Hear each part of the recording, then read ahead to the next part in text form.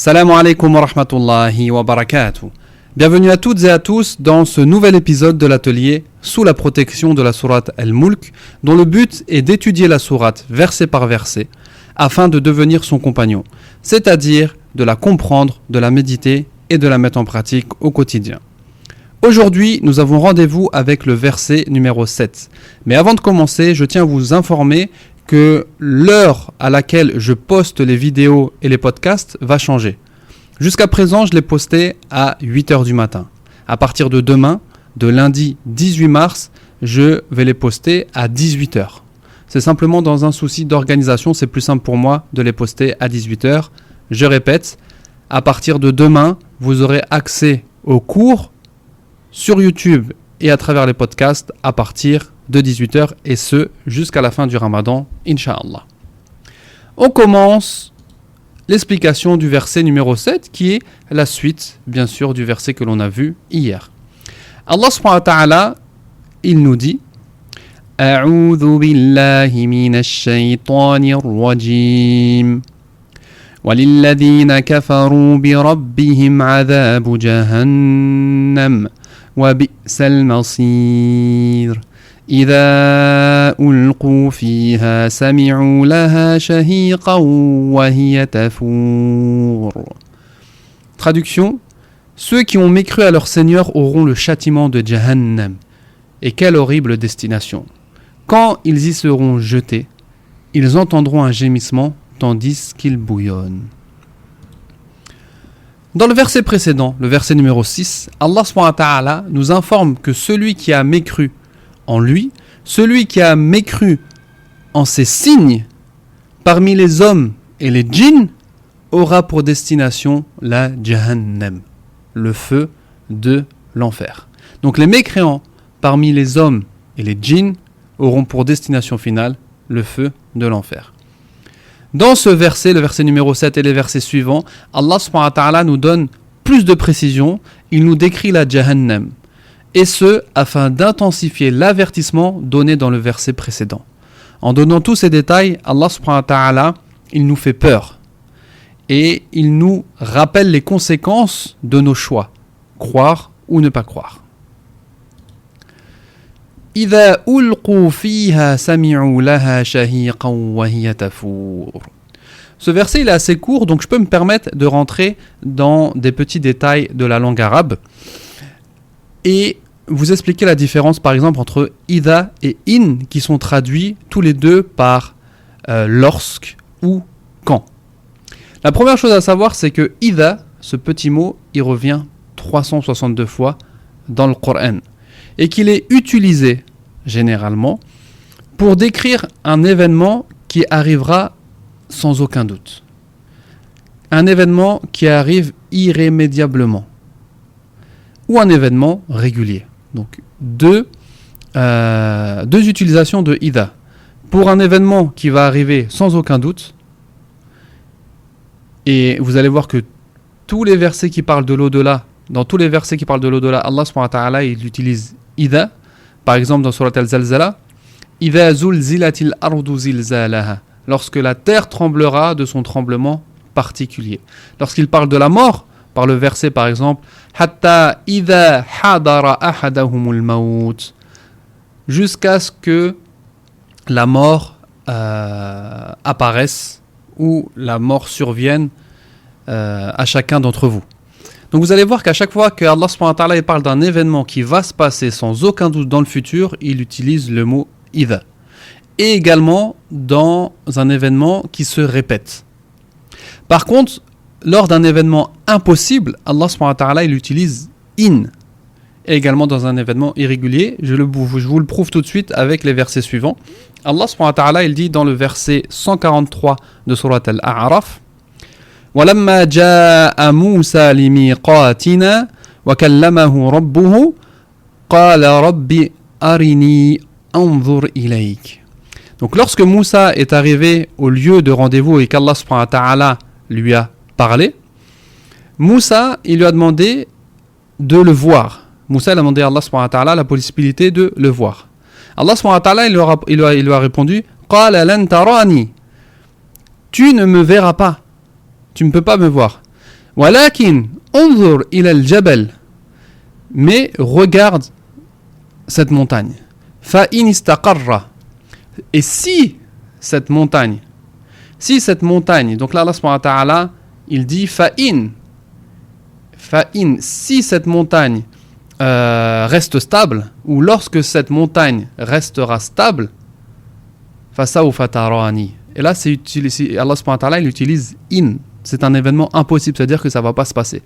Et à la fin du verset on voit bien que la montagne elle a été détruite, elle n'a pas supporté l'apparition d'Allah subhanahu wa ta'ala. Et Moussa il est tombé prosterné.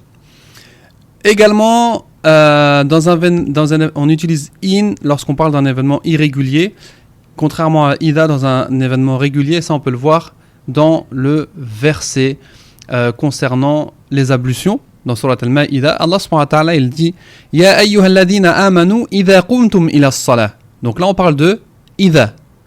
Ô vous qui croyez, lorsque vous vous levez pour la salat. Et se lever pour la salat, c'est quelque chose que l'on fait régulièrement, 5 fois par jour minimum. Donc là, c'est régulier, on a le mot idha. Ya ayyuhalladhina amanu idha qumtum ila as-salah faghsilu wujuhakum wa aydiyakum ila al-marafiq wamsahu bi ru'usikum wa arjulakum ila al-ka'bayn. Ensuite, donc là il y a tous les éléments des ablutions.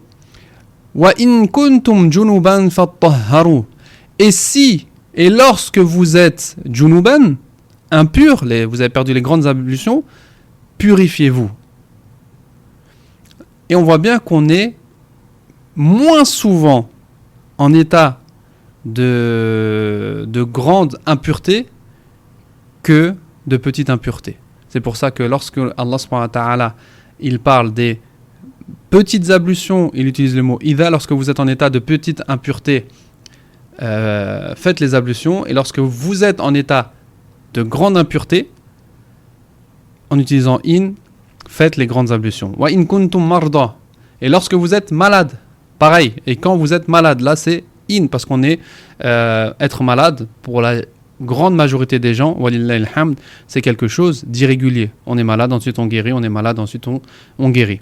Et vous allez voir que si vous vous arrêtez sur les versets qui comportent soit idha, soit in, vous allez voir que idha, il est utilisé pour quelque chose qui arrive irrémédiablement ou un événement régulier, alors que in, il est utilisé pour un événement impossible qui ne se passera pas ou pour un événement irrégulier. Donc là, Allah subhanahu wa ta'ala, avec le idha, il nous prouve que cet événement, il va se passer irrémédiablement. Idha ulqu, lorsqu'ils y seront jetés. Lorsque les mécréants parmi les hommes et les djinns seront jetés. Ce verset-là, il nous prouve qu'ils n'entreront pas comme on entre dans une maison, comme on entre dans un endroit normalement avec nos pieds. Non, ils y seront jetés. Et ça renvoie à l'humiliation qu'ils subiront. Ils seront jetés comme quelque chose qui n'a pas de valeur. Et ça, on le trouve dans Surat Al-Humaza. La yumbadanna fil hutama. Ils seront jetés, mais avec un mépris comme quand on jette une ordure. Ils seront jetés dans le hutama. Et bien là, c'est pareil. Ils seront jetés sans aucune valeur, comme un déchet, parce que comme ils étaient remplis d'orgueil dans ce bas monde, ils seront humiliés dans l'au-delà. إذا ألقوا فيها سمعوا لها شهيقا. Lorsqu'ils y seront jetés, ils entendront un gémissement, un grondement terrifiant. Shahiq, c'est un son terrible, un son qui fait peur. Et lorsqu'ils rentreront en enfer, ils entendront ce son qui ressemble à un grondement terrifiant. Le but est de faire peur. Wahiya tafour. Alors que l'enfer bouillonne. Ça montre, ces deux mots, ils montrent que Jahannam est en colère contre ses résidents. Car ils ont commis le plus grand crime qui est de mécroire en Allah subhanahu wa ta'ala. Ils ont commis la plus grande injustice et le plus grand péché. Le seul qu'Allah subhanahu wa ta'ala ne pardonne pas, c'est le fait de mécroire en lui. Regardez bien cette description. Sami'u laha shahiqan wa hiya tafour. Ils entendent un son horrible, terrifiant, alors que l'enfer bouillonne, comme une marmite qui est en train de bouillir, et ben imaginez-vous l'enfer qui fait la même chose, prêt à recevoir ses résidents. La comparaison peut être faite avec deux éléments. Soit une bête sauvage, imaginez-vous une bête sauvage qui est en train de dévorer son festin et qui attend la suite. Donc c'est une bête qui respire fort parce qu'elle est dans l'action de manger, et c'est une bête qui est excitée. Et là c'est un peu la comparaison, donc de comparer l'enfer avec une bête sauvage qui attend ses résidents justement et qui s'empresse de les manger. Et la comparaison peut être également faite avec un volcan en éruption. On a tous déjà vu des vidéos de volcans et vous voyez, ça fait du bruit parce qu'il y a des explosions et vous voyez vraiment la lave qui explose, qui bouillit, donc qui bout, excusez-moi. Donc ça peut être fait. On peut avoir dans ce verset-là, on peut avoir deux comparaisons. Ça fait partie de la beauté d'Al-Qur'an Al-Karim. On ne se contente pas d'une comparaison par verset, mais ça peut être comparé à plusieurs choses. Donc regardez comment Allah subhanahu wa ta'ala, il rentre dans ces détails pour nous donner peur, nous terrifier. Quelques leçons.